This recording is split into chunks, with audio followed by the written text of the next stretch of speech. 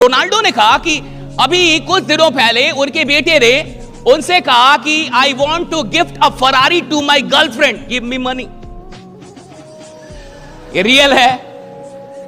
Ronaldo का interview, उसने कहा कि मेरे बेटे ने मुझसे कहा कि मुझे अपनी गर्लफ्रेंड को फरारी गिफ्ट करनी है उसके बर्थडे पे, तो आप मुझे फरारी का पैसा दे दो।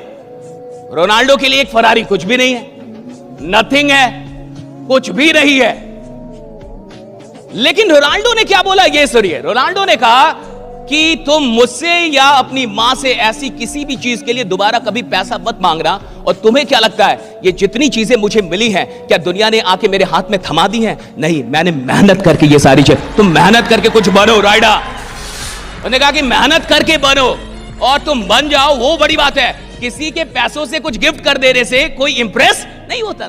ये रोनाल्डो कह रहे हैं। आप सोच के देखिए, ये बहुत इंपॉर्टेंट है कि आदमी जो काम कर रहा है उस काम, और वो लोग क्यों काम कर पाते हैं, वो क्यों इतना मेहनत कर पाते हैं। मुझे तो ये लगता है कि मेहनत वही कर सकता है जिसके अंदर उस काम के लिए मोहब्बत पैदा हो गई है। और जब मोहब्बत पैदा हो जाती है तो मेहनत का पता नहीं चलता। फिर तो आदमी काम में ही आनंदित होता है, काम से ऊर्जान्वित होता है। वो जितना काम करता है उतनी ऊर्जा उसकी बढ़ती जाती है। देखिए, अगर आप काम करके थक जाते हैं, फिर सुनिए, आप मजदूर हैं। अगर आप 8 घंटे काम करके थक गए ना कि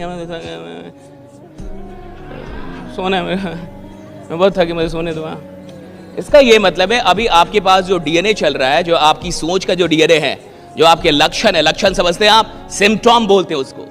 हाँ, कोविड का कोई सिम्टोम था कि नहीं था?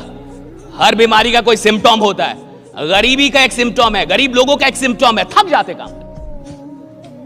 तो काम करके थक जाएगा साहब, मजदूर काम करके थक जाए, वो 8-10 घंटे रिक्शा चलाएगा, कुछ करे, थक जाएगा। रात में जब तक कुछ